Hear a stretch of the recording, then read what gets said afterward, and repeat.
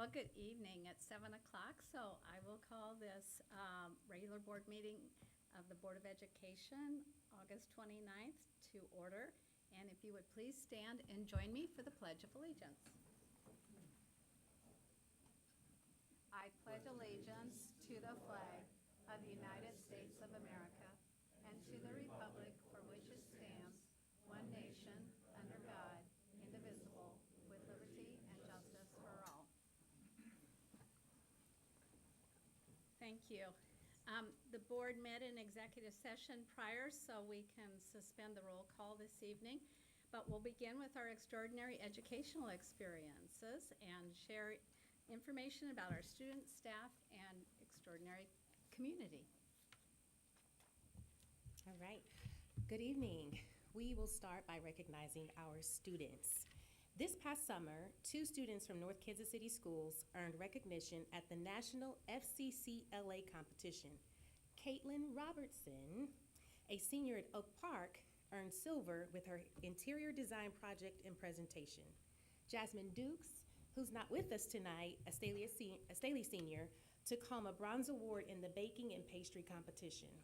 Focusing on family and consumer sciences, FCCLA is an organization that empowers students to explore careers and develop skills while still in high school. Congratulations, Caitlin and Jasmine.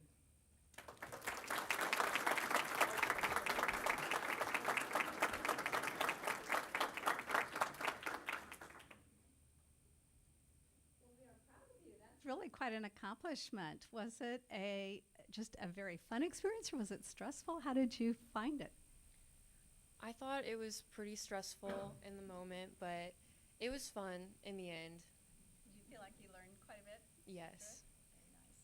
Good? Very nice. So interior design, right? Yes. So what did it look like? My project? Yeah. I had Is that a tough question? no. No, you did get silver, right? Yeah. All right, let's hear about it.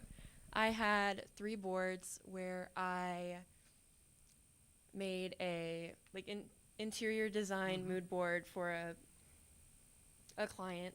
Wow. Yeah. So a client project. That's fantastic. All right. Well, I bet you have some people here that you. Oh, look what our pastry person's here. Come on up. And you competed as well. We just put her on the spot big time, and it was really hard questions. So you got the bronze, right? In pastry? I got gold for state, and then I went to nationals, and then I got bronze there. Yes. Can you tell us what the pastries were like? So we cooked a pumpkin muffin, a oatmeal chocolate chip cookie, and then it was a pastry cream with it was a pâte-à-choux. It's like it has chocolate on top. Everything goes better with chocolate on top. That's been my experience. Well, congratulations to both of you. And you're a Staley student. You're an Oak Park student, right? So what we always try to ask, is there someone in the audience that you'd like to recognize? Maybe your parents, friends, or a teacher, principal, anyone like that?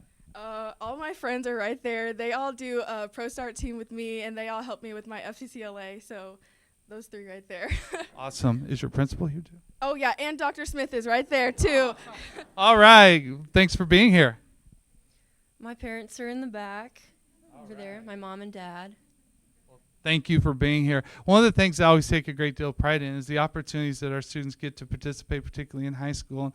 I think we had home ec back when I was in school, and I didn't do so well, not near as well as what you guys are doing. So are you planning to use this in your future? Is this maybe a route that for college and career that maybe you might be considering? No, I'm going to do it again this year, but I'm not going to college or anything for it. I just like to do it for fun. Awesome. I do interior design because I want to do architecture in my future, and it's kind of the closest thing that I've found. Yeah, you guys are way cool. But learning how to bake is going to go a long way for you, and being an architect will be so much fun. We use them all the time here in the school district to build buildings, so congratulations. Now, we have a tradition here that we ask that you just walk around our board table so that they can congratulate each of you, and thanks for being here.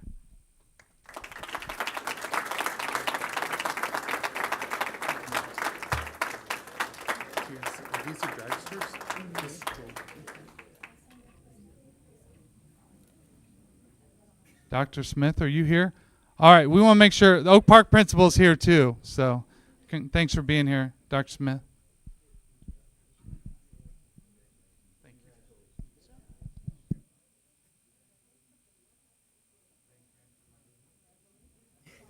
Congratulations.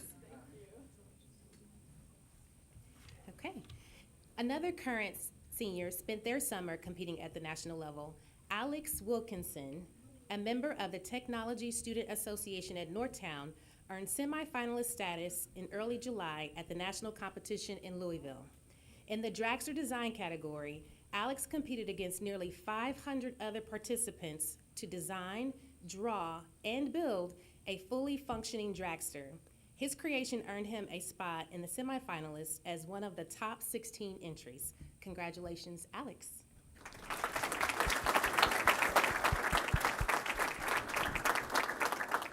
Well done, and I had never heard of this competition, so this is really amazing. Had you done it in prior years, or was this your first year? I did it in a couple previous years. I actually started middle school in 6th grade. Very good, very good. Now, your awards and all of that, is that part of the competition? Yes, actually in national competition you do pin trading, so you go find different, each state has their own pin, so you go find some, their student from that same trade pins with them. Very nice. Well, you're well on your way to a great collection. So when Dr. Vila told me that you were coming to visit with us, I thought, man, that's the coolest thing ever. I can't wait to hear the story. Do you have any stories you want to tell us about creating this dragster? Yes. Here we go. So the original dragster I actually built for 24 hours in advance for state. Oh, wow. Yeah, we're not doing that again. Well, I think you have some people here that we should recognize, right? Your folks and all? Yep, I got my parents. I don't know if my principal from Northtown is here, Mr. Jones. I don't see Mr. Jones. And also my mentor and engineering teacher, Mr. Lewis Brynan. Which Yeah, okay. Well, congratulations to you, and look forward to hearing more about your successes. I'll ask the same question I asked the former folks. Is there anything you're going to take from this and use in college and career? Yes. First, before we get to college, we're going to do it all over again for the next year, for this school year, and get #1 at nationals. Awesome. Well, I like your attitude. Congratulations. Will you shake the hands of our board?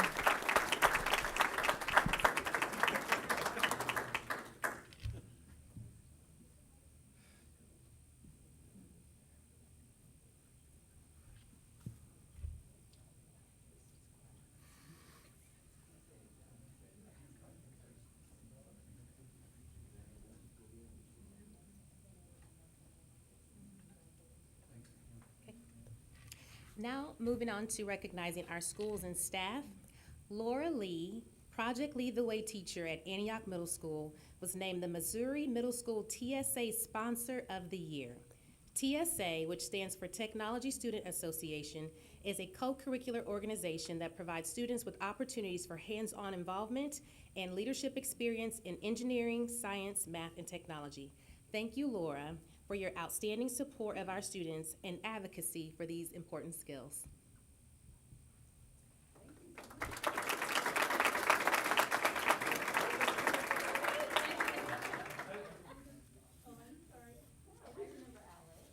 Very good. A former student. Actually, I did summer school at Maple Park. He was in my honors algebra class, and then I saw him lots of times at TSA and everything, and I actually helped sponsor a trip to nationals in Dallas one year. Alex was there, and then you went to Maple Park, right?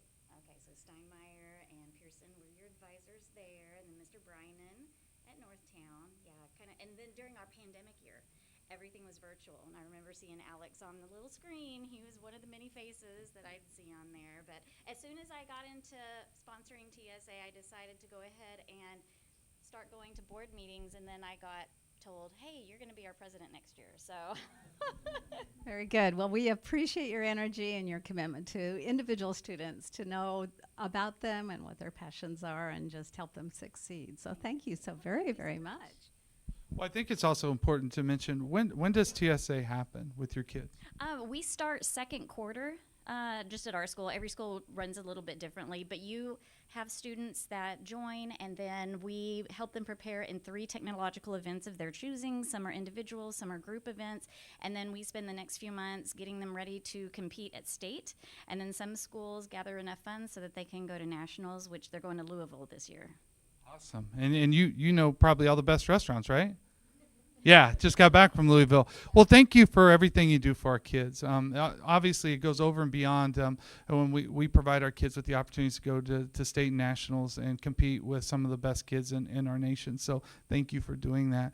Do you have anyone here that you want to recognize tonight? Well, number one, Dr. Schneblin, who's my principal at my there she school. She is an amazing person for you to bounce ideas off of. She's very, very supportive. And then my husband, who the hours and hours I spend not only with TSA but coaching color guard. The school years we do not see each other very, very much. So we had a great summer, but now we're back to it. Yeah, middle school is a busy place, isn't it? Yeah, well, could our board congratulate you? Thank you.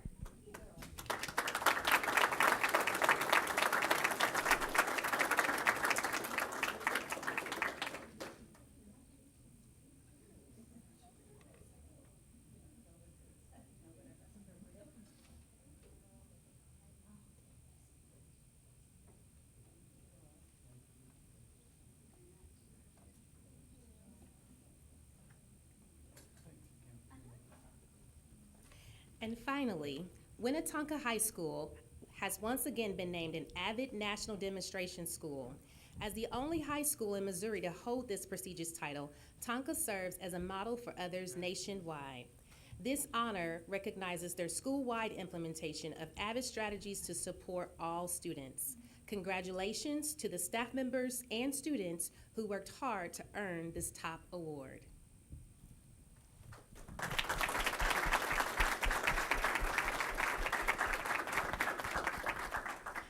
Avid is one amazing program, but we know that it takes a whole cadre of leaders and support behind the scenes to make it all happen.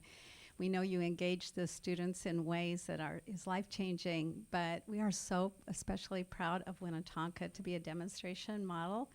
And every time that I have been, at least at Winnetonka, when the reviewers and Avid come in and take a look, it just is a beaming moment for our district and for your school. You guys really shine, and we are so very, very proud of all of your efforts and the hard work that you put into it. I'm going to pass the mic down to Dr. Clemens, but on the way down, would you mind introducing yourself and your role with Avid? My name is Maya Buckner, and I teach the 9th grade level Avid elective class. And I was a model classroom for the demonstration process. My name is Luke Young. I teach Avid 10 and one class of Avid 11, and what she said about being a model classroom. I'm Riley Galloway. I am the Avid coordinator, and I teach at the senior level and one Avid 11 section. I was not a model classroom. Corey McCune. I'm an assistant principal at Winnetonka, and I support these individuals in their quest for Avid National Demonstration School. Edward Tate, proud principal of Winnetonka. What McCune said, we support this amazing team of teachers and educators. And I'm Danny Clemens, superintendent sometime.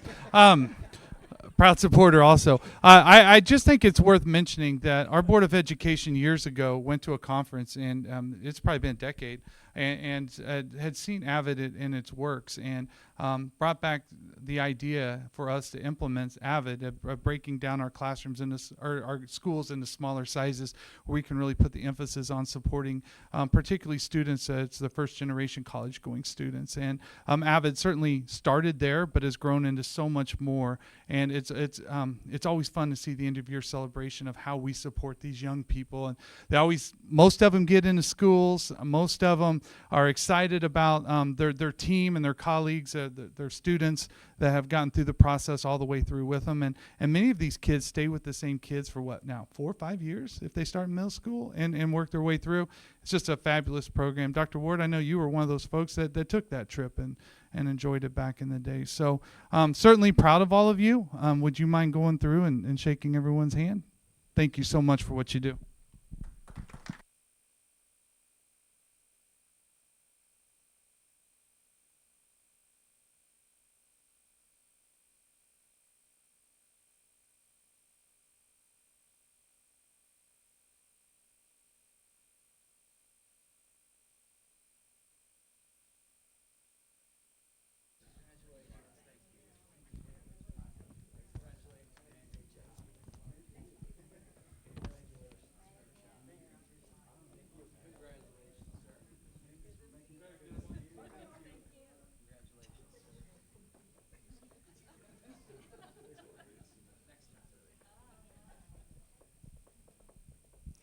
I have one other point of pride that I would like to extend this evening, and happens to be the father of Riley Galloway, formerly Wartek, and that is Dan Wartek.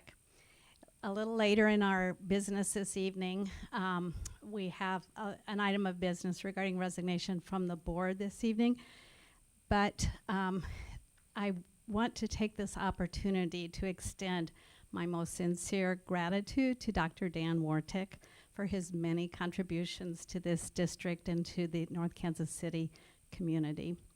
He's an alumnus of North Kansas City High School who later returned to serve as principal for 19 years. His impact was immeasurable. He's been a dedicated advocate for the International Baccalaureate program and providing students with world-class opportunities. And in 2001, Dan recognized the need for more rigorous and engaging curriculum and is credited with establishing the IB program there at North Kansas City High School. Dr. Wartek is also a faithful supporter of student activities outside the classroom. Most memorable was maybe his theater debut and playing roles in various shows, including Little House Shop of Horrors. In his final years at Northtown, he oversaw a $65 million renovation of the North Kansas City High School building. It brought new life to that building, to the facility, and enhances learning experiences for not only the students that are there, but for those for many years to come. Dr. Wartek is highly revered for his ability to make students and staff feel seen, valued, and trusted. As a board member, and collectively board members around this table, we appreciate the fresh insight he has brought to our team and the collaborative spirit in which he led our board as our board president. We intend to carry forth the work ahead in that very same spirit that he has left us, continuing to serve as a relentless champion for our students, staff, and the North Kansas City schools. We are indebted to you, Dr. Wartek.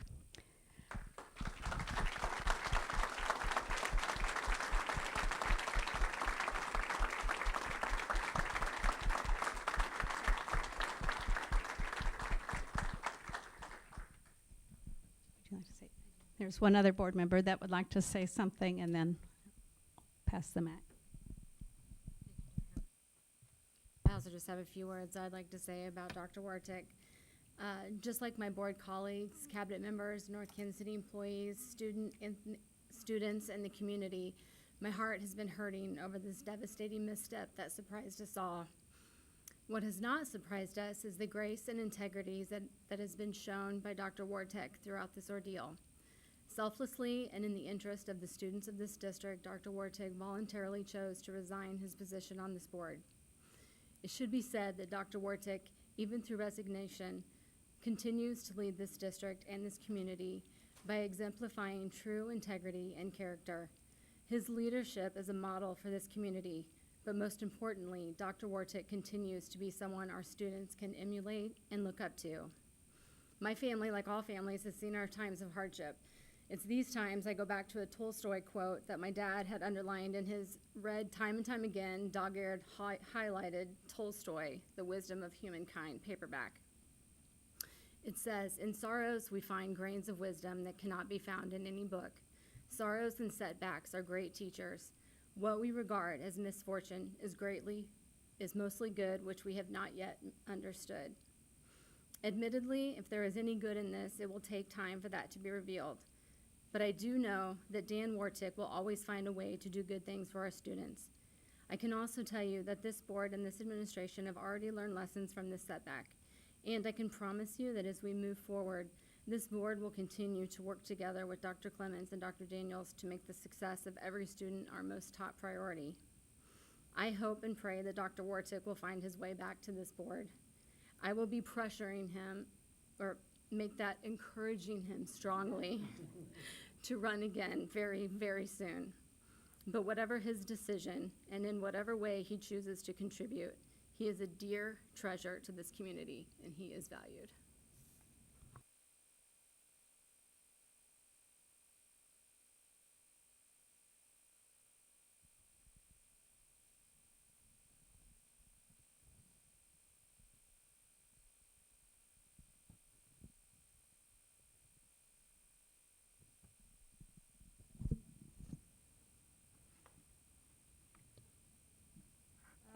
Are there others?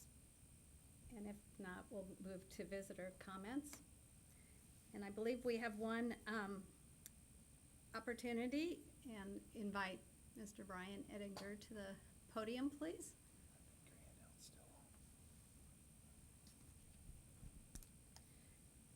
Hi everybody, my name is Brian Ettinger. I'm here with my... Can we turn on? We'll help There we you. go. Thank you. Hi everybody, my name is Brian Ettinger. I'm here tonight with my wife, Amanda, and we're here to tell you a story about our son, Wade, who's right there. Wade was born on July 31st of 2018, just hours before the district or state cutoff of August 1st, requiring him to start kindergarten this fall. We had an IEP meeting in October of 22 where it was suggested that Wade repeat pre-K, which is something Amanda and I wholeheartedly agreed with. We received an email later that week asking us to call in, and we called and were told that we were going to have to revisit that conversation in March. At our March meeting, the situation entirely changed. Not only did his teachers recommend kindergarten, but we were told that district leadership and district general counsel said that repeating pre-K cannot be allowed. We later learned that this was not true. There is no law or legal reason why a student cannot repeat pre-K. It didn't exist. We didn't understand why everything had changed so much from October to March, but we later found out why. At our mediation in July ran by DESE, we learned that the district administration had a private conversation with the teachers of Wade's IEP team.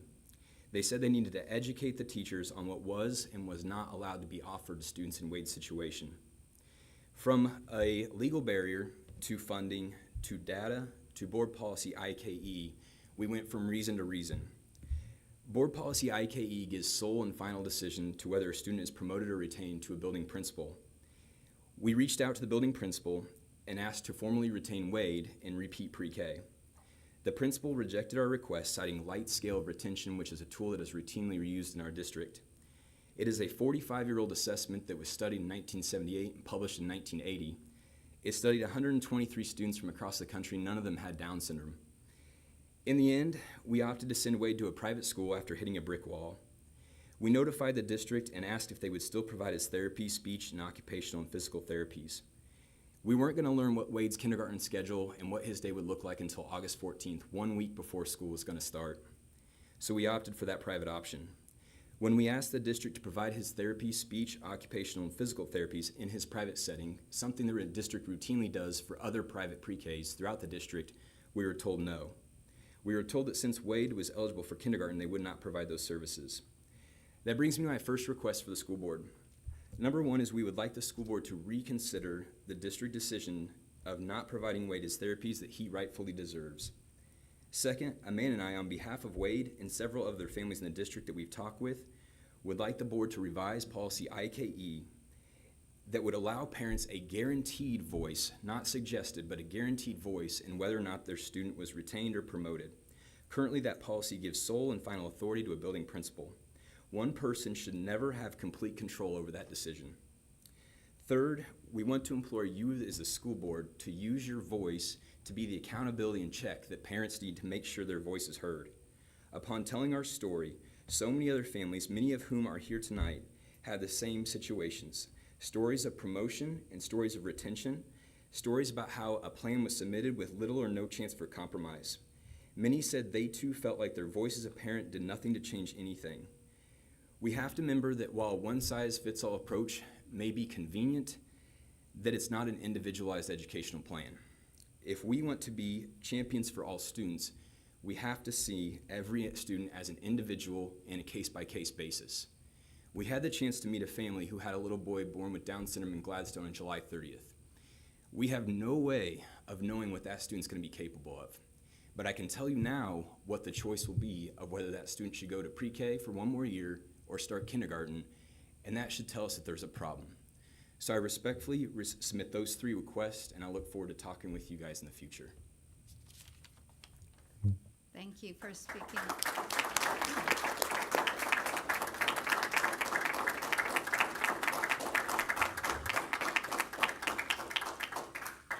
Thank you for speaking with the board, and thank you for providing the written information for us for some of the details. We appreciate that, and you can anticipate a response from us in the near future. Thank you.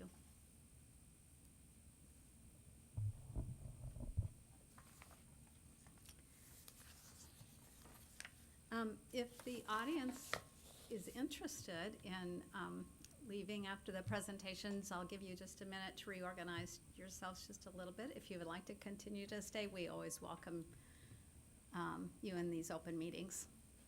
Thank you for coming.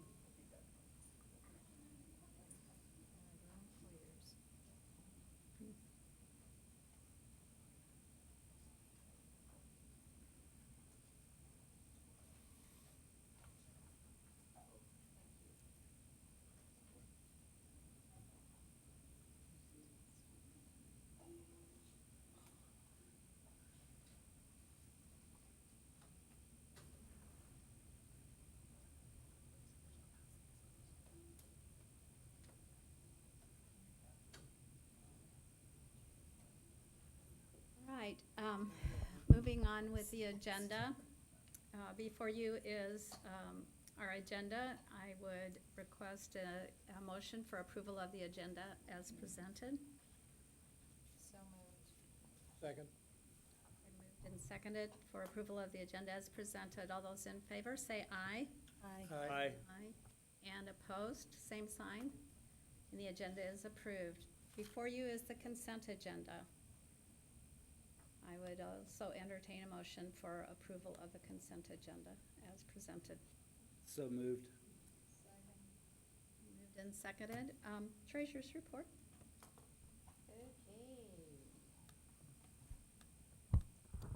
Apparently, we do have money. So, I would also point out that we are going into like the first month of our fiscal year, so that makes things parameters a little bit different on this. So, over the period of July 1st through the 31st, includes the first month of this fiscal year, our finance department is now in the process of closing the books for the prior fiscal year, and in doing so, additional revenue and expenditures may be recognized from the 22-23 fiscal year as we get other transactions that are recorded. Additionally, we would note that the fiscal year to date operating receipts total $12.1 million, a 24% increase for the same period in the prior year, and while monthly operating expenditures totaled $8.2 million, a 5.9% increase for the same period in the prior year. The increase in revenue is due mainly to an increase in Proposition C and transportation revenues, as well as an increase in interest earnings. And that's basically our report for this month. Thank you. Any questions? Matt's here. Thank you. Are there any questions or other questions on the consent agenda? Hearing none, we have a motion and a second before you for approval of the consent agenda as presented. All those in favor say aye. Aye. And opposed, same sign. And the agenda is approved. Item 4 is consent items for separate consideration. There is one under personnel. I have, is there any motion or questions regarding this issue?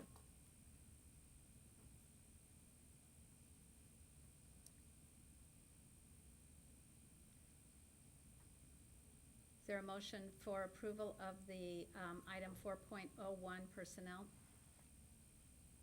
So moved. Second.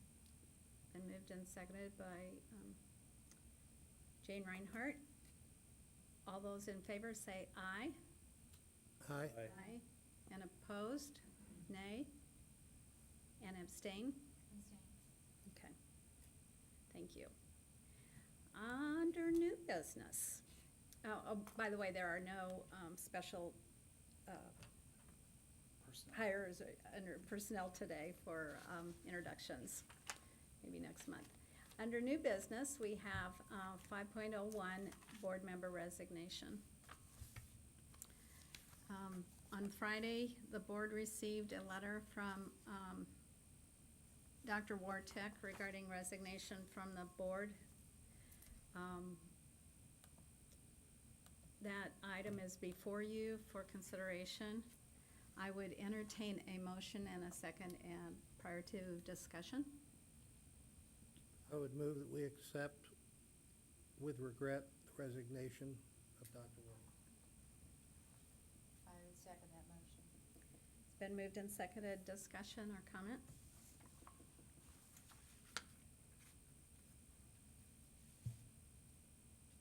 Hearing none, I think, Ms. Gleason, I appreciate your words, probably reflective of most of our emotion right now, but understanding the law and the ethic of the situation.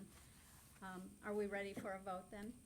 I think that the only question I would have is, just for, as part of our permanent records, as far as our particular agenda item is at 5.01, we just have board member resignation, but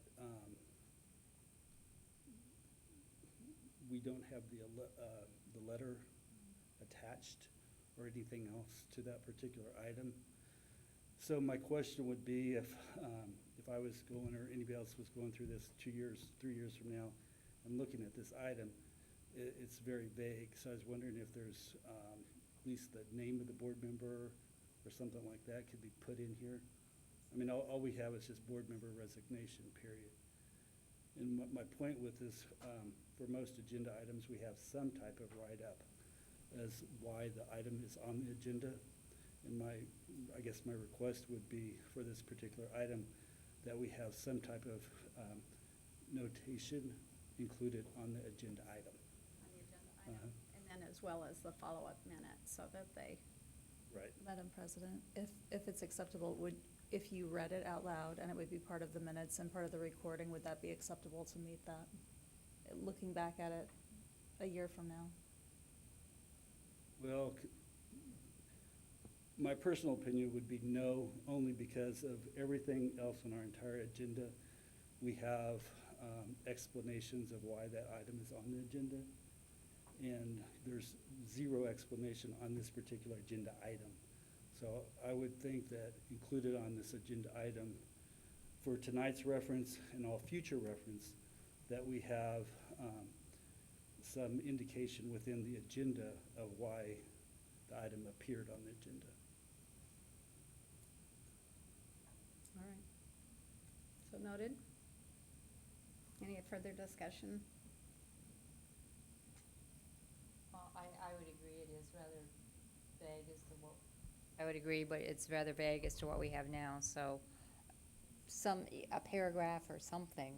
Do you want a motion to accept the resignation of Dr. Dan Wartek? Is that what you're looking for? That would be appropriate, only because right now there's zero explanation, zero. And whether it's a sentence as short as that or whatever, but there should be some type of notation on this particular agenda item of why the board is acting upon that. All right, so clearly, the motion is then to accept the resignation of Dr. Dan Wartek. Which should be in the, attached to the agenda item.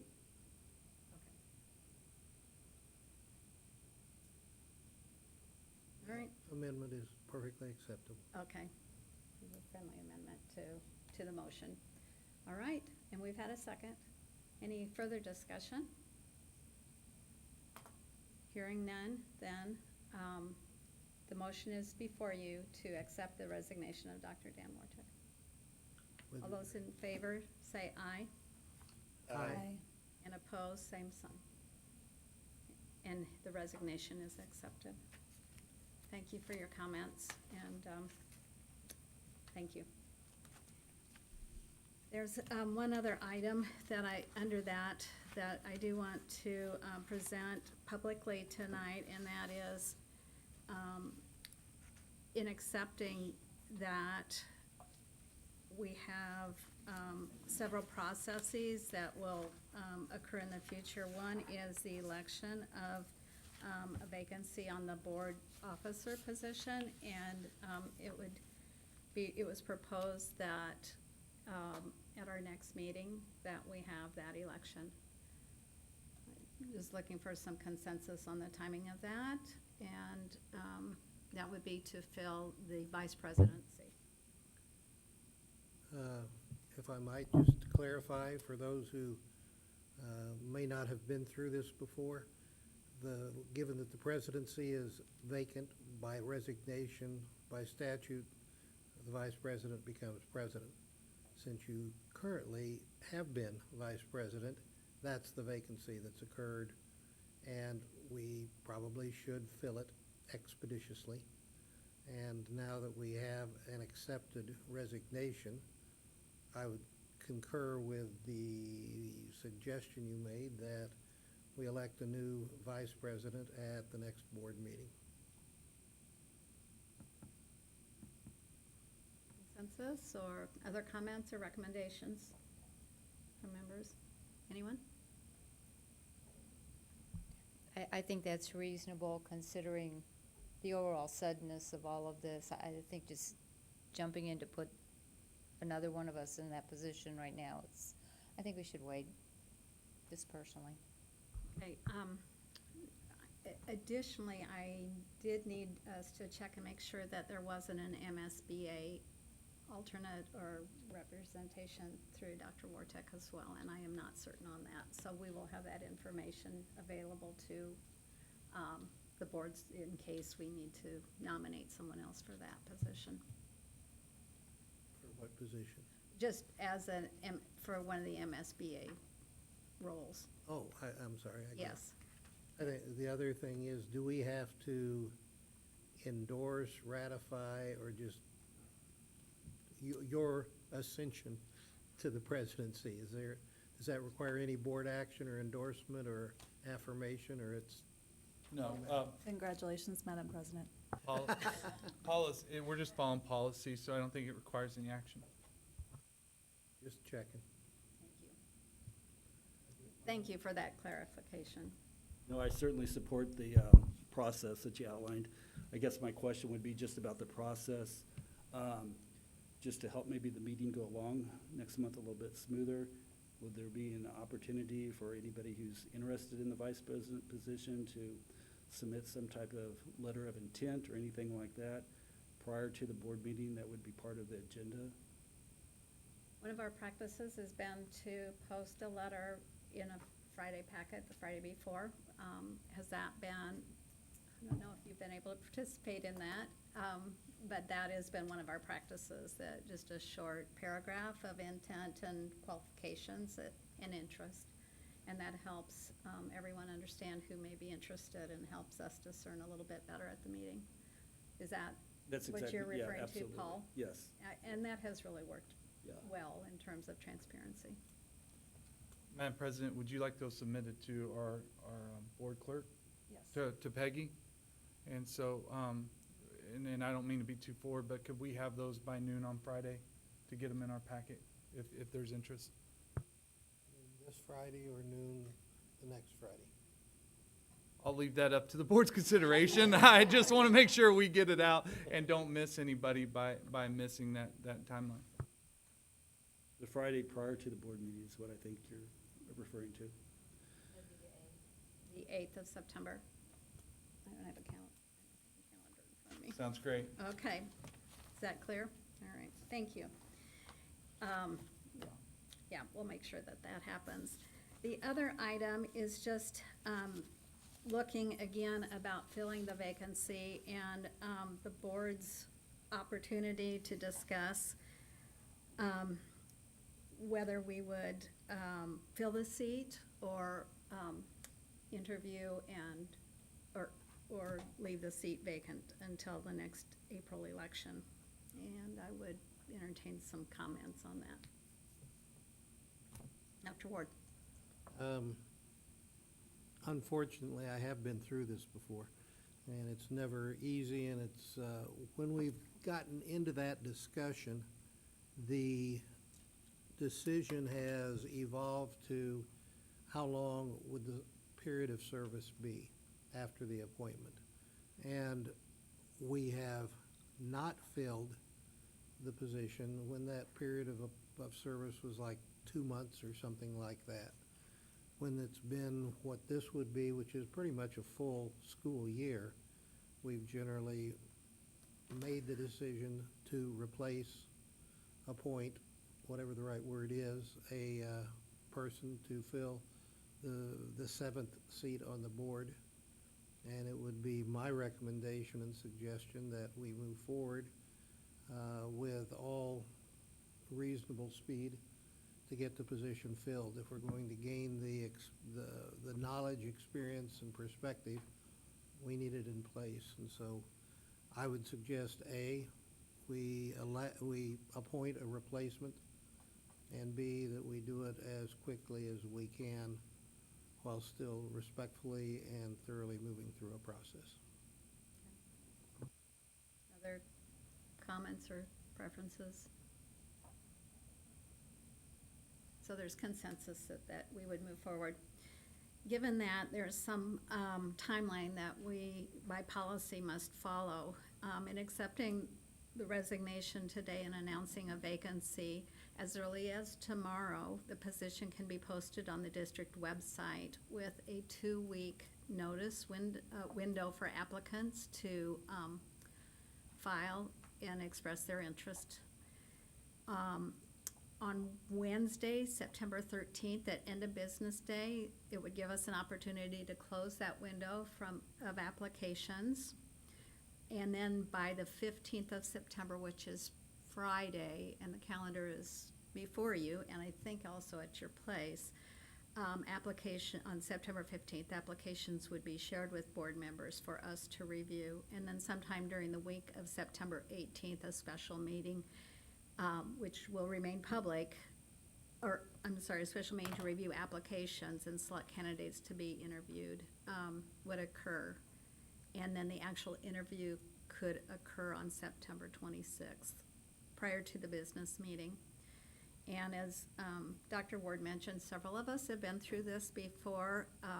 In those cases, we had interviewed a candidate, had voted on our preference, and that applicant then came to the business meeting following that and was appointed to take it and took their oath and took a seat at the table. So potentially that's the outline that we are presenting to you. Again, I'm looking for some consensus around the timeline. The one date that kind of is out there is sometime during the week of September 18th, and wondered if either the 18th or the 19th was available to most members. Unfortunately, not for me. I had this in place, some of the plans way before this happened. So I will not be in town that particular week. The whole week? Correct. Okay. All right. However, you will have the applications and could Yes, submit some ideas to. Right. Okay. Yes. All right. All right. And then, how about the rest? 19th's okay for me. 19th, okay. That's a Tuesday. Even if we did it a little bit earlier than board meeting time, yeah, okay. All right, we will get something out then to board members. And then on the 26th, again, probably an early interview time. Again, this is optional, actually, that you interview the candidates. That has been our practice, though, that we both receive the applicants as well as the applications as well as the interview process. Good with that? If I might, Madam President, I think we've kept that as an option, and so far we've never taken the other option, which is reaching consensus on a candidate at the first meeting. I think we have that possibility of reaching consensus. It is an open meeting, and so it would certainly be there for anyone to see and know. So I think we need to leave ourselves the option. Like I said, we've never done that. We've never gotten to consensus because we've always been blessed with several strong candidates, and hopefully we will again be. But I want to leave the option to close the process if we're at that point in our deliberation. On the 19th. Okay. All right. Thumbs up across the table on that process? You okay, Paul? Yeah, I'm okay, and I certainly understand the tight timeline. I have mixed opinions about this myself, but the question would be specifically on the 26th. whether or not we should interview and select that person specifically on the 26th, which is just hours and minutes before the board meeting, or if it'd be in the board's best interest to actually move the interview and selection process to the 25th, and then let the board meeting take place as normal on the 26th. I just remember back to 2021, it was a very awkward process that day, and I don't know if having the interviews and selection process on the 25th would ease any of the pain of this or not. Okay. Just throw it out there.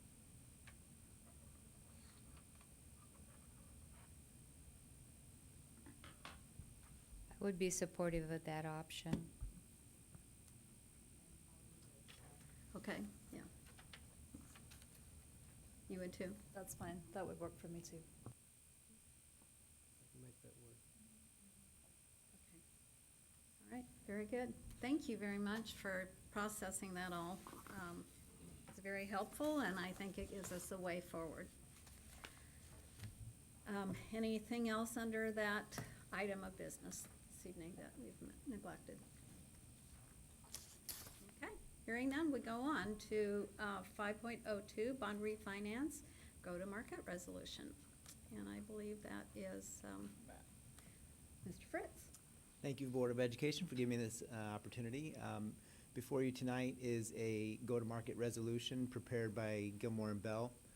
The district has issued an outstanding, among others, Series 2014 General Obligation Bonds dated June 10th of 2014 with an outstanding principal amount of $27.92 million. The district is authorized under the Missouri Constitution and state statute to issue refunding bonds in order to extend, unify, in whole or in part, its valid general obligation indebtedness. The Series 2014 bonds are callable on March 1st of 2024, and it is our opinion it is in the district's best interest to issue refunding bonds to refund the Series 2014 bonds in order to achieve a measurable interest cost savings. The go-to-market resolution authorizes Piper Jaffray, the district's financial advisor, and Gilmore and Bell as the district's bonds counsel to proceed with the preparation of all necessary work needed to offer these refunding bonds, which would be Series 2023, for a competitive sale as early as October. The district's Board of Education will have the opportunity to approve separately parameters formally authorizing the issuance of refunding bonds prior to any actual sale. One important note, the district anticipates that we will achieve at least 2% of present value savings on the outstanding debt associated with the refunding, which is over $500,000 on interest savings if we end up refunding these bonds. And with that, I will take any questions. Questions for Mr. Fritz? Mr. Fritz, if we do this, there's still a point at which we pull the trigger, right? And so this makes it possible, but I mean, if the bond market is such that we can't achieve the 2%, we don't have to proceed, correct? That is correct. This is allowing us to set up the opportunity for that.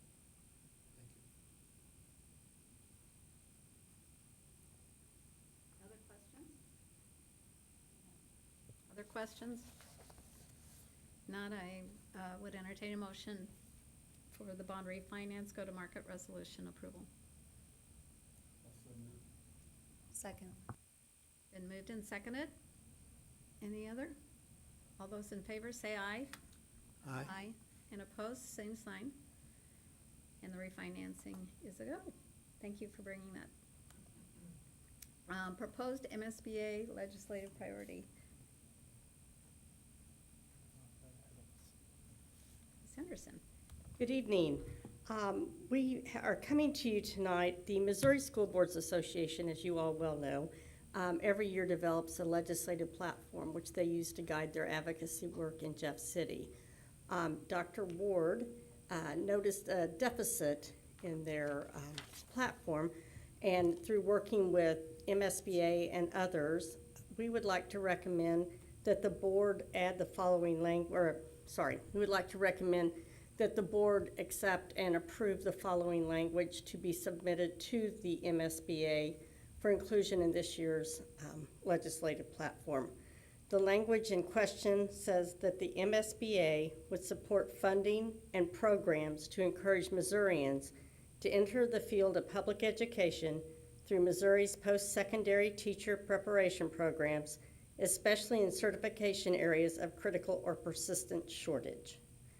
What the process on this would be is if the board were to approve that, then it would enable us to go ahead and submit this to MSBA for inclusion in this year's platform. I didn't know if Dr. Ward might want to add some comments to this. Yeah, just a couple of points of clarification. We submit it, if the board submits it to MSBA, then it goes to their advocacy committee, which then would consider and do whatever they want to it, at which point they then present it to the delegate assembly at the November MSBA conference, and that delegate assembly would have the opportunity to approve it. So it's some steps through here. It's the way that things get on is through this rather extended and arduous process.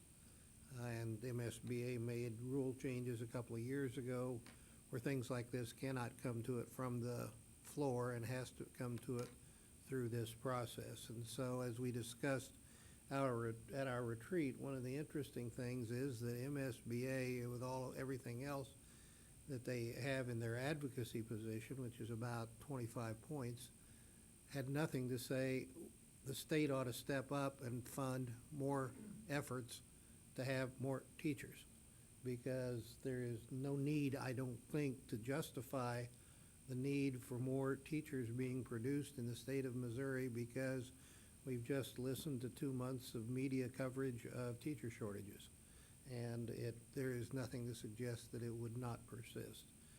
So and I have I shared with you, a personal bias that it bothers me that so many of MSBA's positions are what we're opposed to.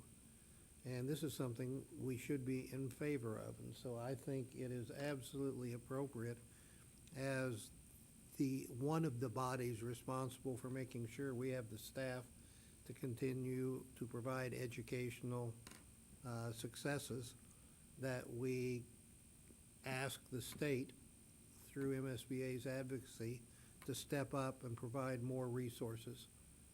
And it could be, and in working with MSBA on this, what we worked to was something that was fairly broad language, and it provides room for a lot of movement. It could be scholarships, it could be scholarship endowments, it could be matching grants, it could be loan forgivenesses, it could be any of many vehicles, and thus the language is constructed that broadly.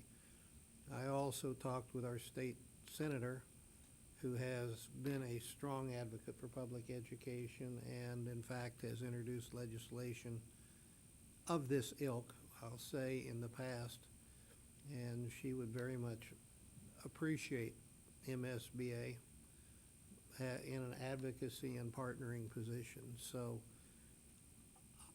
rather than wringing our hands and bemoaning our condition, I think this board is prone to leadership, and I think getting this into the MSBA platform is something that would be a positive step forward. So I've worked with Tammy in putting this together, and that's the thinking behind it, the cause for it, and you have before you the language. Thank you very much. I particularly appreciate the fact that sometimes you don't see omissions, you see things that are before you, and so being able to see that and understand and knowing how important it is. I really appreciate the advocacy and thoughtfulness in presenting this tonight. Other comments, questions? Do you need a motion from We us? do, we do. So Mhm. moved. Second. And moved and seconded that the proposed MSBA legislation priority before you is favorably It's approved for submission. approved for submission. Thank you. All those in, moved and seconded, all those in favor, say aye. Aye. Aye. And opposed? Thank you. Very good. Thank you. Thank you for your work with Tammy. All right. The next item of business is the back-to-school update. Dr. Daniels.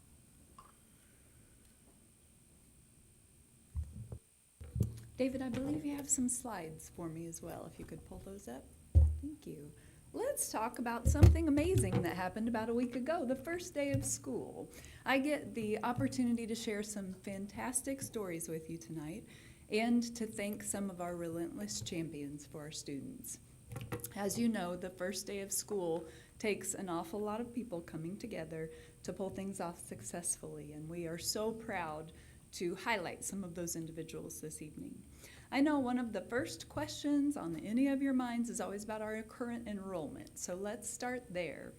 Our official enrollment right this day as we sit is 20,783.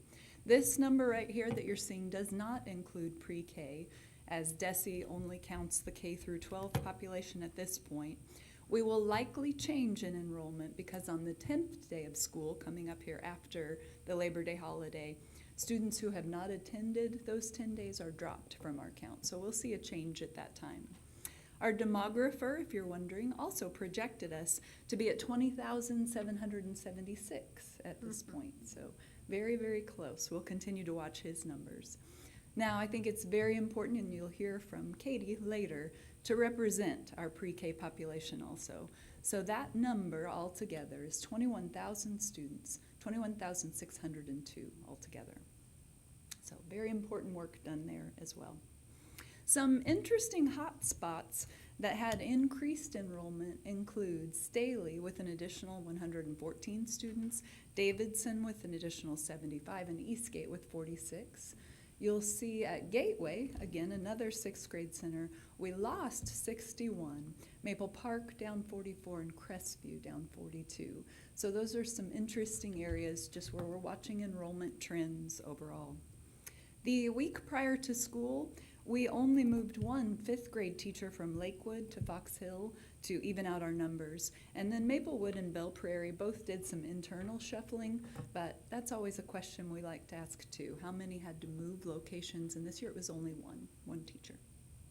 The average class sizes that we are seeing right now at K1, 20 students per class. In grades 2 and 3, 22 students per class. And then grades 4 and 5, 24. And we are well within the DESE standards there. Just for some perspective, the K through 2 standard with DESE is 25. The desirable standard then is 17. 3-4, grades 3-4, the standard is 27, desirable standard 20. And then grades 5 and 6, the standard is 30 with the desirable standard at 22, and respectively 7 through 12, 33 is the standard for class size, and then 25 is desirable. So again, well within those ranges. We're proud to say that too. You might find it interesting that August 22nd being the traditional calendar's first day of school, and 30 days into the school year at our year-round sites, we did see 26 new students enroll at Wynwood and 15 new students enroll at Crestview. Again, missing those 30 days of instruction at that point.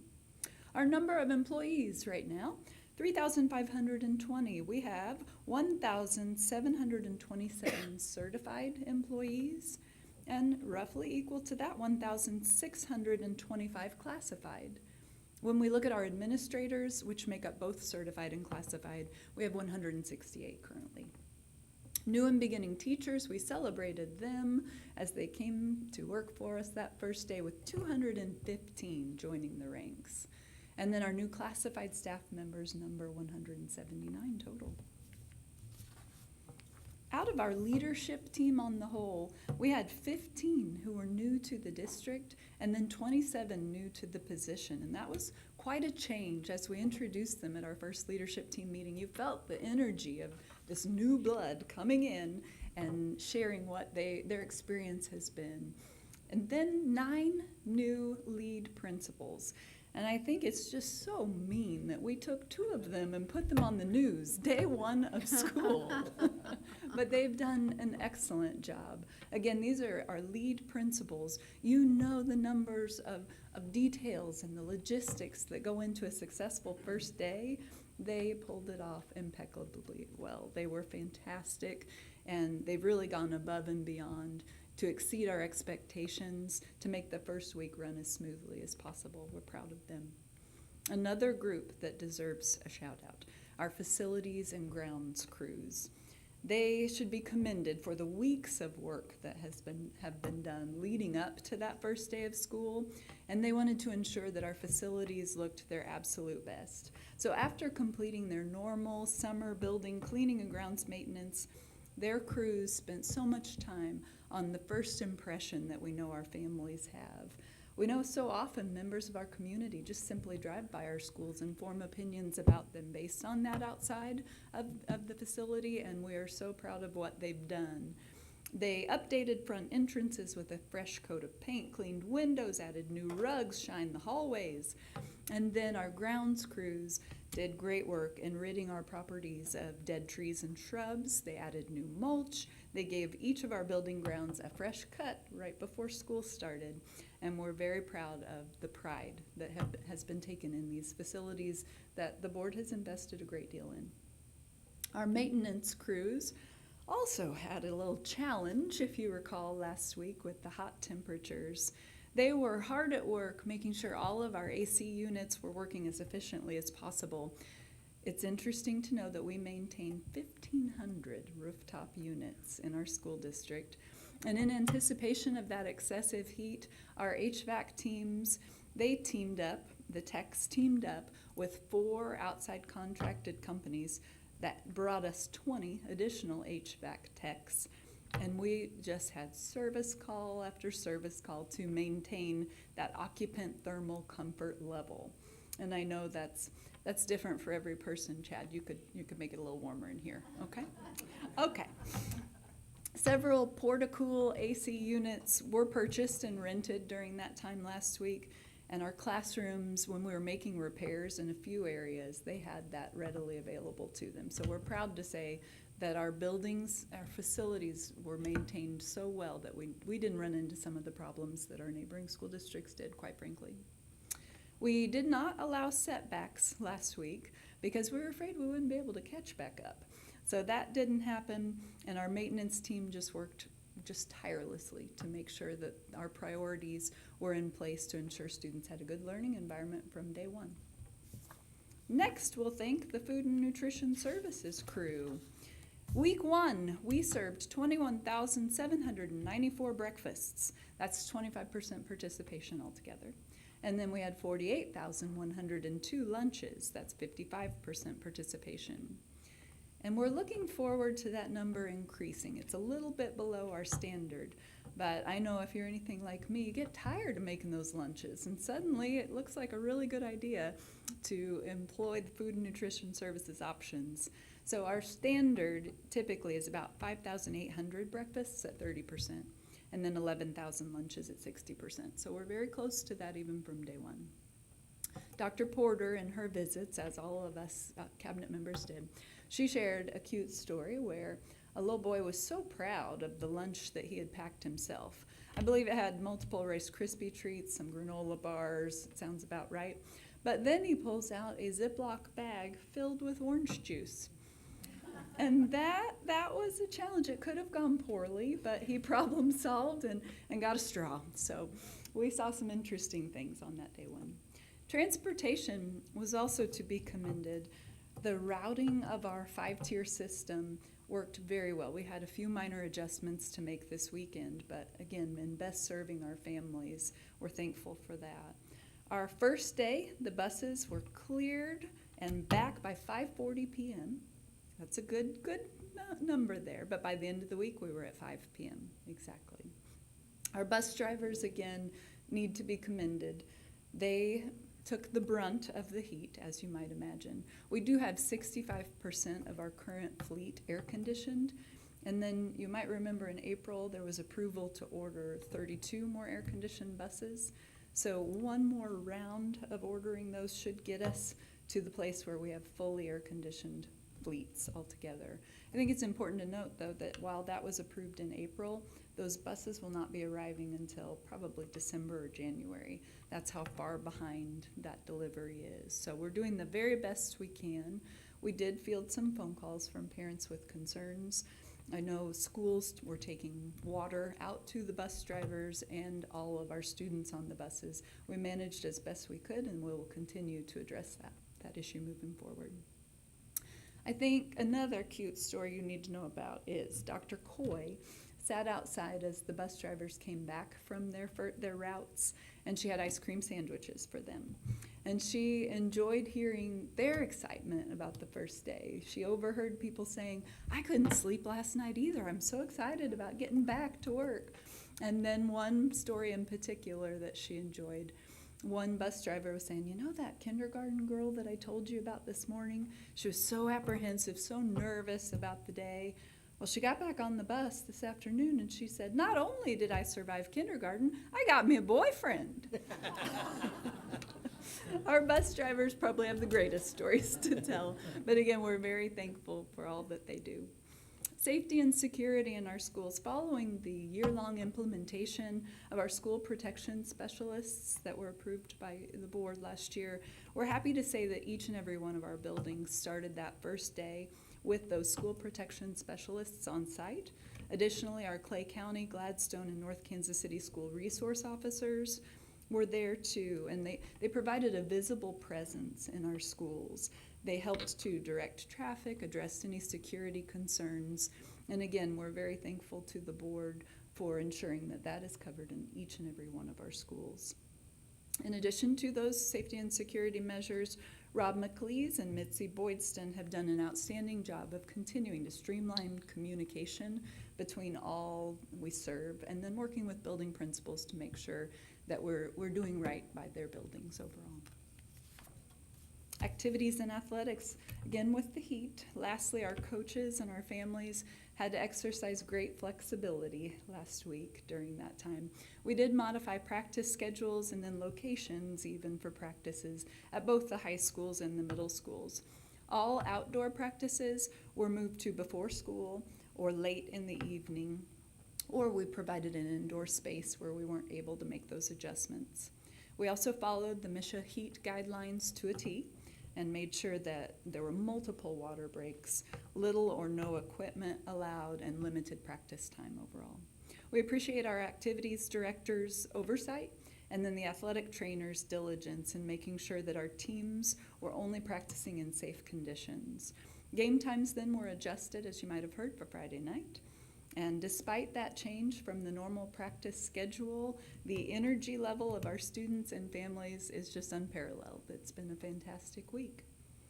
On Dr. Clemens' last first day, he and I made it to each of our 36 sites. And it was a pleasure to hear people say, "This means so much to me that you would come out each and every first day and not prioritize one building over another." He's made it to each one year after year. And I promise that I will continue that in a nice pair of tennis shoes each year as well. So thank you for doing that, Danny. That it has meant so much to people that you've been out and making those connections in that way. Lastly, thank you to the many people who made a successful first day for our students.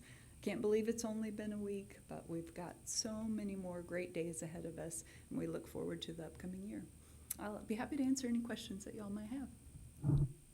Yes. I'd also like to thank particularly our bus drivers. Was that 35% that didn't have air conditioning?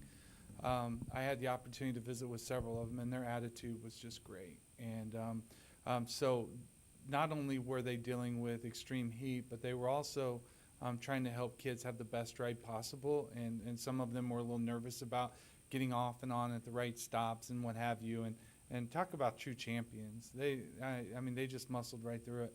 And certainly our community really knows how to start and end school, from our parents to our employees and everyone. And it's kind of cool to watch everything come together year after year. We worry about everything, and then hopefully by the end of the day, when you get that 5:40 call from transportation that everyone's home, you're just like, whew, all right.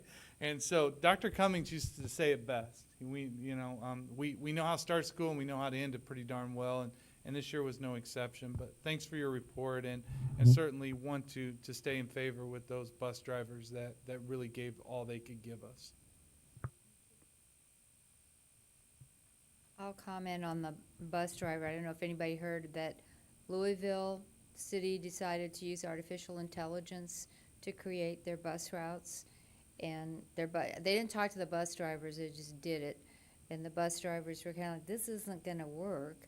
And they were returning children at 10 o'clock that night, and that had been on the bus for hours before they were giving their bus drivers like 13 pages of printout where they had to go. I mean, it was an absolute disaster. So artificial intelligence, Chad, may not be the way we want to go on everything. So thank you. I want to say a thank you to I'm not sure what team it's called, the communications and media team, because I just really feel like the energy was really shared really well. I think that, there was just so many smiles and such good vibes, and I just think that they were just put out there really well, and it was shared really well, and then it just was contagious, and it would just put itself out there so well. So I think that this year was, every year is really great. This year was just even that much better. So just big thank you to the communications team.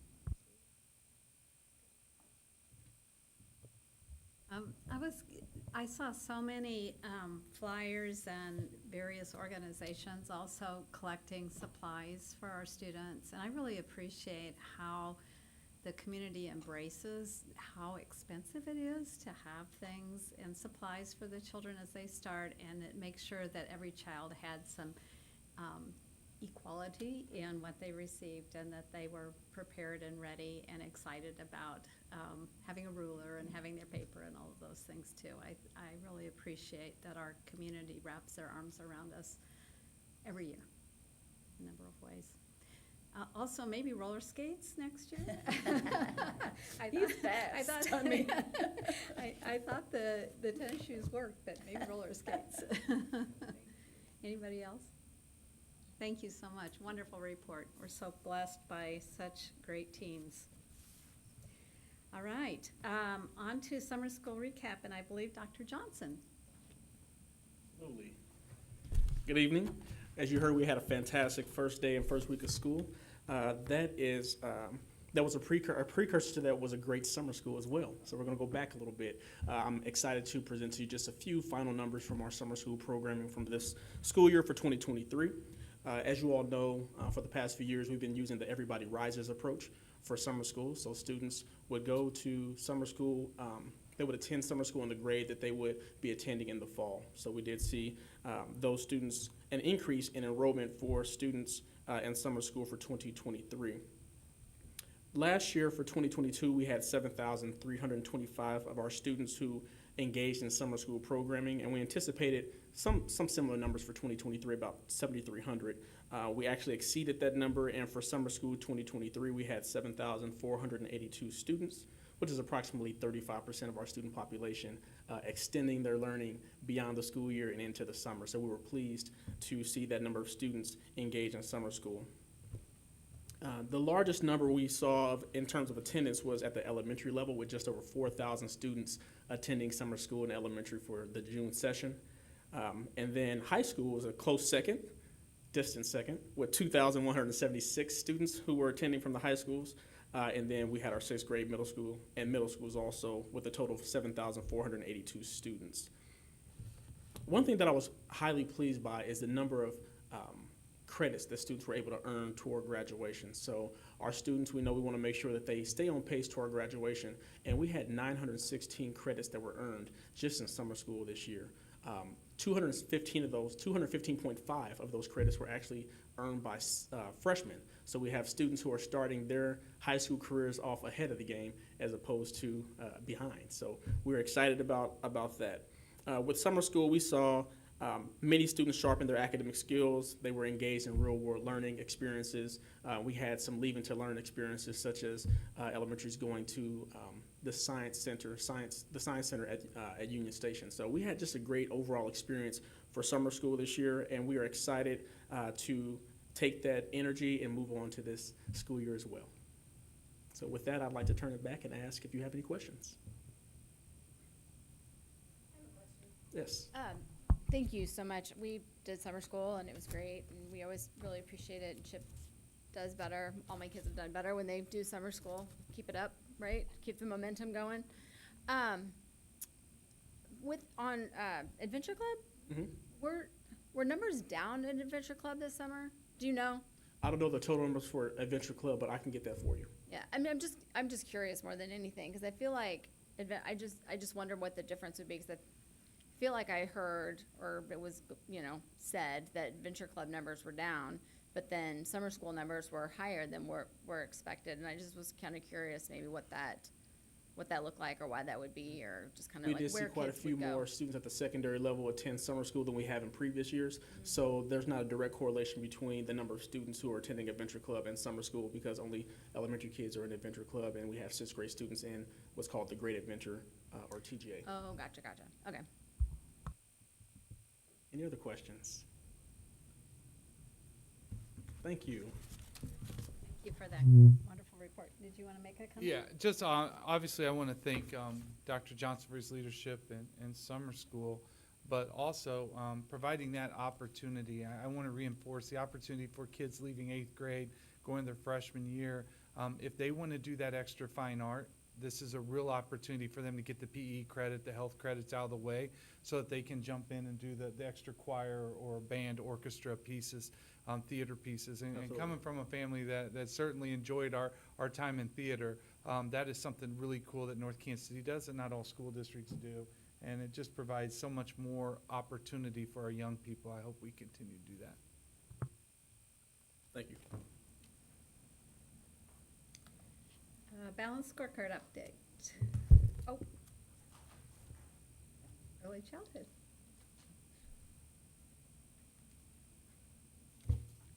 Thank you for the opportunity to share most recent early education access and expansion information with you this evening. The Balanced Scorecard continues to drive our work and helps us ensure our focus remains on the mission and vision of North Kansas City Schools, as well as our strategic plan. This evening, we will focus on 2 of the quadrants, the student quadrant as well as the community quadrant. In the student quadrant, North Kansas City Schools' focus on early education is one way we are ensuring our school community is fostering a culture of access and equity in North Kansas City Schools. Preschool's opportunities and experiences provide positive educational and social outcomes for our children and their families. Children who participate in early education programming tend to experience educational, health, social, emotional, and even economic benefits. 3 short years ago, North Kansas City Schools committed to expanding and increasing access to preschool in our community. Prior to this expansion, our community was limited to early childhood special ed and only our half-day Title I preschool. Our programs operated in isolation from one another and even in isolation from the schools in which they were housed. North Kansas City Schools saw the future of early education as more inclusive and connected. Bringing all early childhood education under one umbrella allows North Kansas City to continue to dream about the future of early education for our students and our community. We continue to fight for more inclusive environments for our students. The design of the Early Education Center helps our students and staff engage with one another no matter the program a child qualifies. As we continue to work towards inclusion at the classroom level, our leadership team and staff work hard to create inclusive opportunities for our students throughout their school day. Our classrooms are strategically placed in the neighborhood to share space with one another. We visit neighborhood libraries together, we work and we play together. We continue to work with the state to reinvent the blended model that is no longer available to school districts. Our school-based classrooms are now full-day programs. These are operating on the same bell schedule as our schools. This allows our students to become more a part of that school community. Our students ride buses with their siblings, they eat lunch with their neighbors, and they enjoy seeing each other throughout the school day. Our administrators see themselves as pre-K-5 leaders and support these classrooms as their own.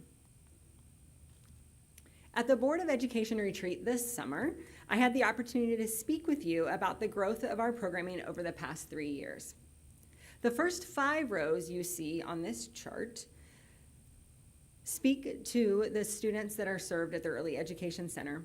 The 6th row speaks to the preschool students served in our schools. As you can see, our early childhood special education program has the most significant growth of all of our programs. This past school year, we surpassed our pre-COVID student count of early childhood special education, making last year's early childhood special education programming numbers the largest in school history, totaling 442 in the classroom or receiving itinerant services. This growth has been supported through the opening of new classrooms and adding additional early childhood special education staff, all of which are located at the Early Education Center.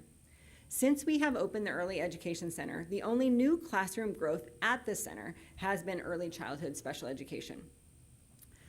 The Early Education Center has a maximum of 41 classrooms. At the conclusion of this school year, all but one of those classrooms will be housing students. 24 of our classrooms are dedicated to early childhood special education. 11 are dedicated to regular education, 5 on half-day model, 6 on the full-day model. We have our teen child care room, and if you haven't been by this year, I do encourage you to stop into that space.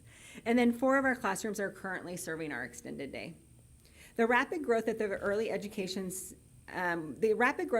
childhood special education has required our leadership team to be creative in creating those inclusive environments for our students. Looking at that 6th one, for the past 2 years, North Kansas City's commitment is evident through the expansion of our school-based classrooms, with 2 additional FTE each year. At the bottom, you'll notice our wait list. Our wait list numbers do continue to grow. Since August 17th, we have had 240 families sign up to be screened or will be screened in the coming weeks. Of those 240 additional students, about 60% of families claim that they are going to qualify to be one of our automatic qualifiers for that full-day programming. In 2021, North Kansas City's Board of Education and Leadership team tasked our team to increase access to regular education at the pre-K level for our students and families who are automatic qualifiers.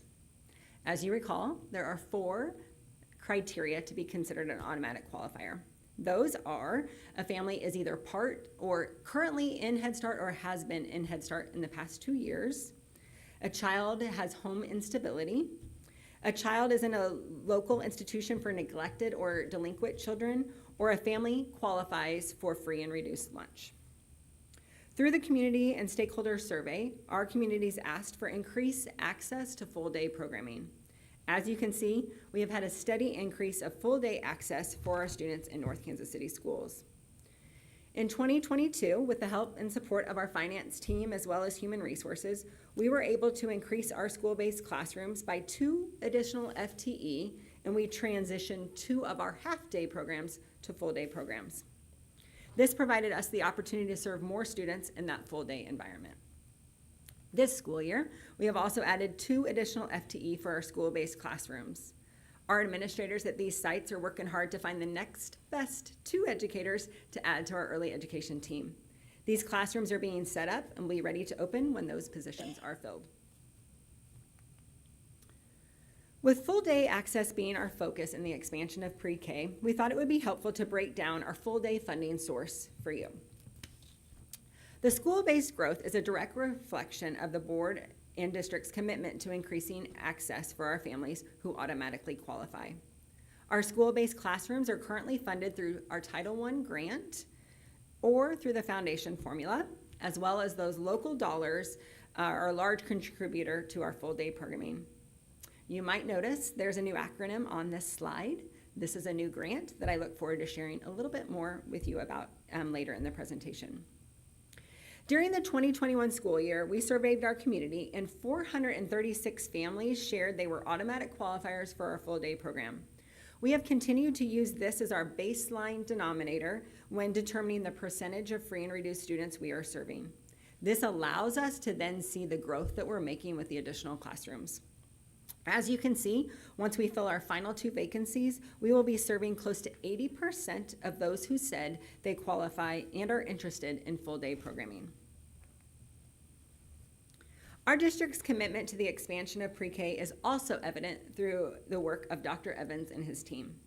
We currently have 13 classrooms at 8 sites. This year's school-based expansion allowed us to create 2 additional professional learning communities for our teachers. Of those 8 sites, we had 3 sites where we had a single teacher. And so with those 2 additions we have, what we're doing is we're completing those teams at the schools. So not only are we looking at where we have a wait list, we're also looking at where we have a siloed teacher to then create a more inclusive experience for the teacher as well as our students that we're serving. So our newest additions this year will be at Maplewood. So then we'll have 2 at Maplewood and at Oakwood Manor, allowing us to have 2 there as well. Both Mr. Pettit and Mrs. Crum welcome the addition of pre-K classroom, not only because they know the impact it will have on their students, but to be able to complete those teams for their teachers as well. Next year, we have numerous opportunities for expansion. We are excited about the potential of expanding into the Nashua and or Crestview communities, as well as expanding the programming at the Lakewood Wynwood site when it is complete. The community quadrant is also an area of focus for early education. We continue to be thankful for Tammy's partnership and advocacy in elevating our voice at the Capitol. While funding remains a strong topic, we also continue to advocate for more inclusive options for our students, allowing the blending of our funding sources. We do have some exciting news in regards to the work happening at the Capitol and a new funding source available to us this year. As you can see from the graph on the left, there were 5 funding sources available for early childhood in the state of Missouri. And then this year, there is a new grant that is called the Missouri Quality Pre-K Grant, which was appropriated in House Bill 20 for the fiscal year 24. These grants are available to local educational agencies as well as private child care providers who are licensed and receive state subsidy. We call it the MOQPK. So the Missouri Quality Pre-K Grants funding is very similar to the foundation formula. Only districts are not limited to that 10% of free and reduced calculation, and funds are not dependent on student attendance.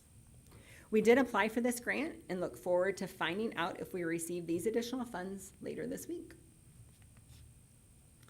In North Kansas City Schools, we are proud to be tapping into 4 of the funding sources available to us for regular education full-day programming, and we do hope by the end of the week we can report that we're tapping into all 5. At the Early Education Center, our full-day programs are supported by tuition, the foundation formula, as well as local dollars.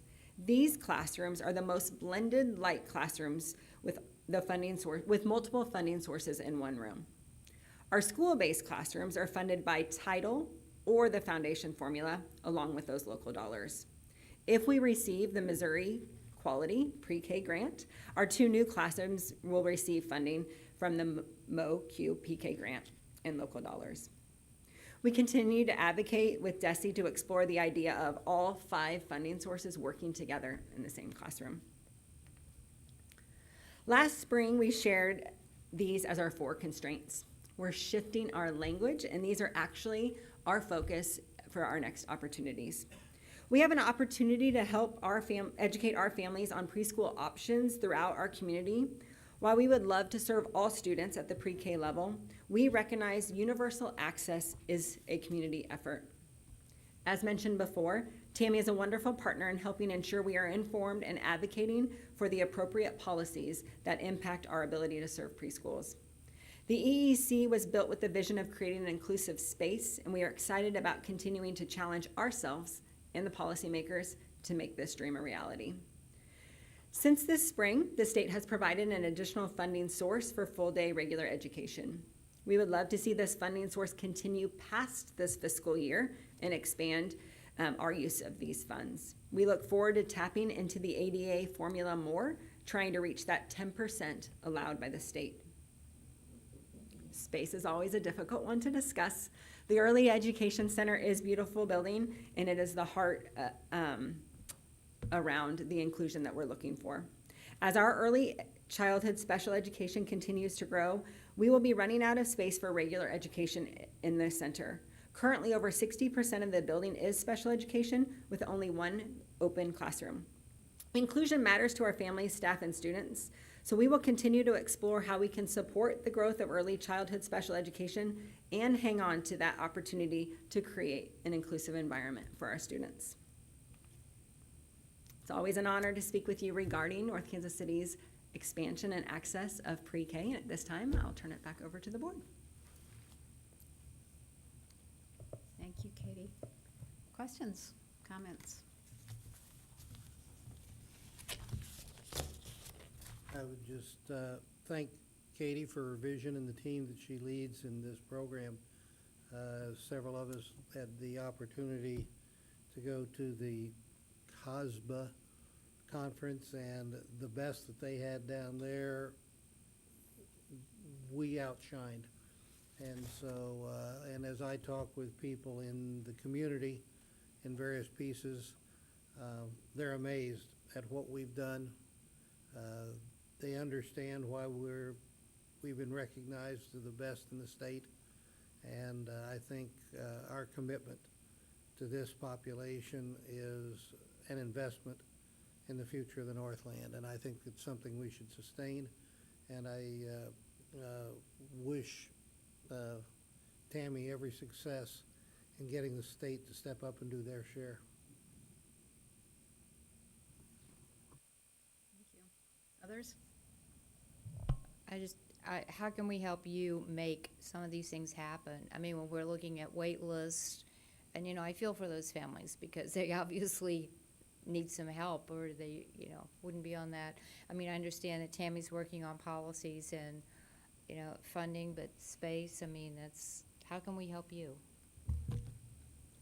We have an amazing team, so I just continue to know that we need to come with solutions, and while we know that there's a wait list, we also need to move forward in terms of how can we continue to support our families so that they're aware of all of the options that they may have. So I do think it's us ensuring that we're educating ourselves in terms of options, but then also helping to educate our community. So your guys continue to allow that focus to remain on our scorecard, and through the work of our cabinet to understand the power of early childhood. I think we're on a great start. I do think we have work to do, so we're excited about our year ahead. Ms. Reinhardt, I'd say that this board's been tremendous help in allowing us to add extra classrooms when we do get to build new buildings, with the intention of putting some additional pre-K in there. We have a long way to go, right? When you see that 132, Katie, those front two classrooms that were set up for PD, those are going to be turned into classrooms, right? They are classrooms. So if you tour the center right now, 402, 406 is what we often call them. Those are currently classrooms this year. They've been changed already. Yes. That's good. Yeah. That's good. Trying to maximize our space. And once you maximize your space, you automatically have to go to maximizing your time. How can we extend opportunities to get kids in that building? And I think that'll be a discussion that we'll have to go down in the future. And I know you've shared that before as well. But we're not there yet. As we had a family discuss with us earlier today, we still have opportunities to get better and to continue to grow, and more so work on the law to give us more opportunities with young people. And so I think, Dr. Ward, you said maybe that we're on the cutting edge. We're on a cutting edge, but we got a steep incline still to do in this district to provide that supports.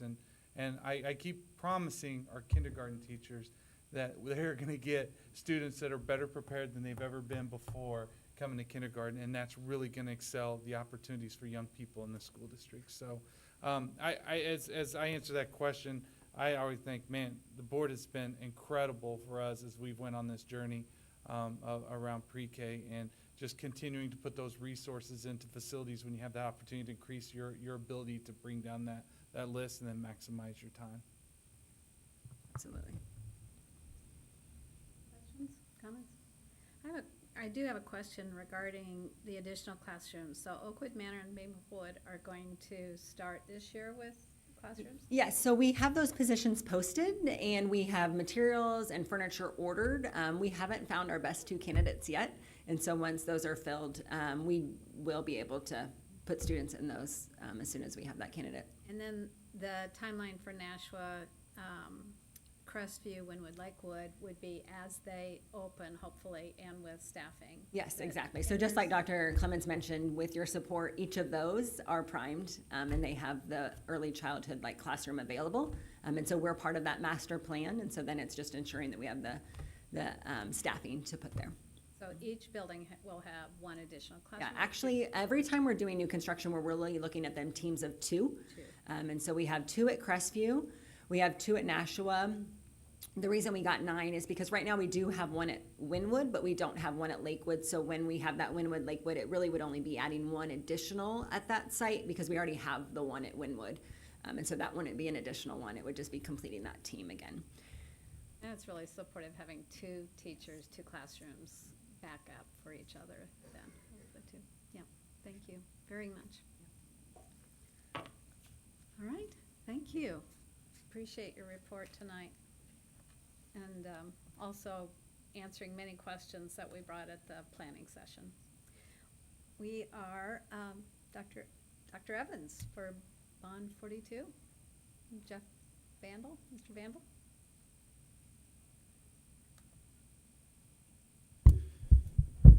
Thank you, Madam President. I wanted to, again, I know Dr. Daniels said that she wanted to thank the teams, but I also want to thank the Jeff and the McCown teams too. The buildings were ready to go. You'll see some of that action later in our presentation, but Rising Hill, Chapel Hill, Gashland, Clardy, all buildings were ready to welcome our teachers, new teachers back, and certainly ready for kids. So appreciate their work on that. We can now transition to our August 24 openings. We're got another year here, but August 24 openings. So we look forward to moving those front and center going into next year. Again, in your packet, we have the overall bond expenditures of each of our major projects. Well, I can report to you that the August 23rd projects are on time and on budget. We actually were able to conserve some money in the Clardy project, and we're able to do some additional pieces over the winter break. One being a art room. As we actually, as Dr. Clemens and I walked the building, the art teacher we did one of those things, and we went in the classroom, and it needed casework and a bunch of updating. It was in its original condition, so we'll come back over winter break and update that classroom for her as well. Just some opportunities that we have when we're in those buildings. If we're able to capture some savings, we're able to do a little bit more of that wish list each of the staff and building leadership have for us. As a reminder, 89% of this overall budget is contracted. I know I keep saying that, but I think it's important for us to remind ourselves that we did that and we did it intentionally. And so we are 89% on our way to getting things done. Certainly the big project left is transportation, and we're working through that process right now. On Friday, we will meet with McCown Gordon, and we are going to go over not only our current budget numbers, but since the summer is over, we're ready to start with our summer planning for next summer. Summer 24 projects, we have some that we know we're going to do. We're going to be in Meadowbrook. We're going to be in Golden Oaks. They're topping. Thank you, Jeff. And so we know we have some that are, and this is just bond projects. We also have some certainly levy projects. We have some roofs we're doing and some asphalt projects, but those three, along with our Nashua and Crestview openings in August of 24. But we'll be able to report back to you next time where we feel our summer of 24 will be. Going through some of these projects, we will be closing out Chapel Hill, and we will be closing out Rising Hill. As a reminder, Chapel Hill, October 18th from 5 to 7 is our open house. And so mark that down. But I will say we have opportunities. Jeff and I will be glad to take any of you in any of these buildings. Certainly October is a ways away for the open house. But if you want to go see Chapel Hill, let us know. We'll take you through there. Chapel Hill, Clardy, Rising Hill, any of those. Or if you want to get on the sites of Nashua, Crestview, we'll take you out there too. There's a lot of exciting stuff going in those facilities as well. Other than that, I will turn this over to the pictures, the beautiful pictures.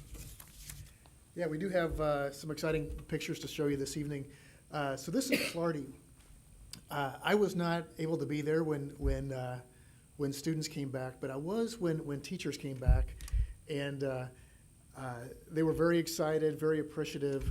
If you walk through, just new flooring, we did new paint, ceilings, lights. Those corridors are just very vibrant and very energizing, and that was quite a transformation there at Clardy.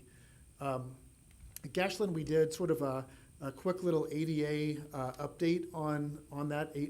Gashland was not really ADA compliant before. We had, there's a ramp in there, but it's a very short, steep ramp, and so we were able to lengthen that out, and we took the opportunity to kind of have some fun colors and make this like blue starry wall in there, which is kind of fun. The restrooms were very, very close, but they weren't quite ADA compliant, so we did a little bit of work on those and got those compliant. And that photo on the far right, that's the lift in there. So if you need a lift, you would go in there, and that would take you up to that next level, and then you can go into the rest of the building. So and a few other little exterior ramps to make that ADA compliant. So Chapel Hill, this is my favorite project of the summer. This one was really quite a transformation. And last time I said it'd be kind of fun to do a comparison sort of before and after. And so you can see before on the left what Chapel Hill's entrance used to look like. That beautiful canopy there with the poles. And on the right, a brand new, just a new face of Chapel Hill. Just really makes it look like the great place to learn that it is. So there's a nice transformation. The hallways, the picture on the left doesn't even make it look as bad as it really looked in person. It had these color panel walls, and the ceiling was this metal ceiling, and all the conduit was exposed. And so now it has like a real ceiling in there. We've replaced the flooring, nice walls, which it's not just for looks. Before, those old walls, you could just go up and push them, and it was really kind of a safety concern that you could really probably just push your way right through those. So the new walls really, not only does it look better, it's really a safety upgrade as well. Then as much as the inside was a transformation, the exterior is a transformation as well. It had this courtyard there that was really, you really didn't see it, and I'm not sure that it was used that much, but now there's a sidewalk that goes past it, and it's more front and center now than it was before, so we sort of cleaned that up, and it looks like that's going to be a great place there for an outdoor classroom or something like that. They got a new updated sign out front too, and we used the existing brick columns that were there, and that sort of mimics what is going on with the front entrance as well. So just was a fun project this summer. Rising Hill was not a big transformation, and that's what we wanted. We wanted this one to blend in like it had been there forever. And so you can see on that far left, that's the entrance into the new wing. very much mimics the rest of that building, the classroom, and you can kind of see maybe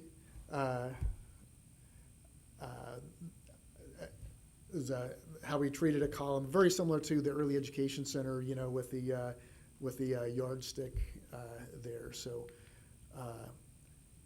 and then on the left, just sort of a collaboration area in there with a sort of a fun ceiling and lights and everything. And then the picture on the right, you can see as you're walking up to the school, that wing on the left there, that's that new addition, and it looks like it's always been there. Nashua, we've got a lot of steel up there right now. One of the cool things about Nashua is the kids that are there now, or the fifth graders, they won't be able to go into the new school, but we're going to have the new playground there for them. And so you can see on the right, we have a lot of the equipment in there. We have more equipment that's going to be coming this fall, but they're going to be able to enjoy the new playground this fall. I wish I could have got this in, the pictures in time, but we had the crane show up today to set the wall panels. The wall panels, they're all being stored in a lot in Smithville right now. The crane just showed up. They're going to start setting those tomorrow, and in about 2 weeks, that's going to look like a school out there. And so that's going to be exciting to watch over the next couple of weeks. And Crestview, a very similar point right there, a lot of steel up. They're still doing a lot of footing work out there, underground work. Just as a reminder, this one does not have as many precast panels. It does in the gym where the storm shelter will be, but this is just a different type of construction. But that one is going up really, really quickly. And Lakewood, Wynwood, not as exciting pictures, more dirt. But the exciting thing about that, at the end of this last week, we got the grading permit from the city of Kansas City, and so we are off to the races there now on that one. So that one we're going to see a lot of changes happen there really, really quick. And with that, I'd be happy to take any questions you might have. Board. How are we doing with our permitting? In the past, we've struggled getting the city to be sufficiently responsive that they didn't slow us down and cost us money. No, the process has been really efficient, and we still have great connections within the city. We ran into some issues at Lakewood, Wynwood, but nothing that's slowing down the project. And the issues were parks related, because we had to, again, like Crestview, it just takes a little bit more time because we're actually using some of the park infrastructure there as well. So that's why Jeff said, hey, we got everything signed off, and we are off to the races. Just a couple of comments. First of all, with Rising Hill, I've been part of a couple of different conversations with parents that are just going on and on about how they just can't believe how well it blends with the rest of the schools. So mission accomplished there, and completely separate conversations, and it's just been brought up how good it looks, and so great job there. And then Chapel Hill, of course, my alma mater. It looks so amazing. I mean, just breathtaking. I posted it on my social media, and I tagged every single Chapel Hill alumni that I'm friends with, and I'm friends with a lot of my old Chapel Hill people still. And it sparked so many conversations about just cool, memories, and I took credit for saving the stained glass, which we know I didn't really save it, but I completely took credit for it. So if anybody asks, I saved it single-handedly, but it looks beautiful. I mean, it just is amazing, and I can't wait for the open house. I tagged all my old teachers that I could find too, so I'm trying to get just anybody and everybody I can to get to the Chapel Hill open house, because it just is very impressive. It looks amazing. Thank you so much. Jeff, as always, I love these pictures. Thank you. Fabulous job, that's all I'll say. Thank you very much. Any exciting change orders? I don't think we have any change orders coming at all, do we? No, with the way we contract now, it's the construction manager at risk. We set a guaranteed maximum price, and that we call it a GMP, and that actually includes a little bit of contingency in there. And so we work within that contingency, and we've been able to stay within that on these projects. Covers all the materials and everything? Yes. Okay, so on time, on budget, sounds good. Good work, thanks. Fabulous report. Thank you very, very much. You guys have been working hard and keep on going. Appreciate it. All right, on to board liaison reports. Do we have any this evening? Just kind of let everybody be till school's got started and everybody doing their hard work. So meetings will be beginning again. Yeah, Mr. I'll just Harrell. say again, in addition to the back to school report, which was so nice, Dr. Daniels, again, thank the entire staff here tonight for the convo. That was outstanding. So really enjoyed going to that, and very uplifting and a great way to get the school year started off. So thanks to all. I thought the social media coming off of that really continued to generate a lot of excitement about just being back, probably help, again, that first day, make it so positive. And thank you for those good reports tonight. All right, hearing none, future meetings, we talked, oh, I don't have my calendar. Second Tuesday, right? I think is our next, what is it? 12th, September 12th, 7 p.m. And with no further business, the meeting is adjourned. Thank you very much. Have a safe evening.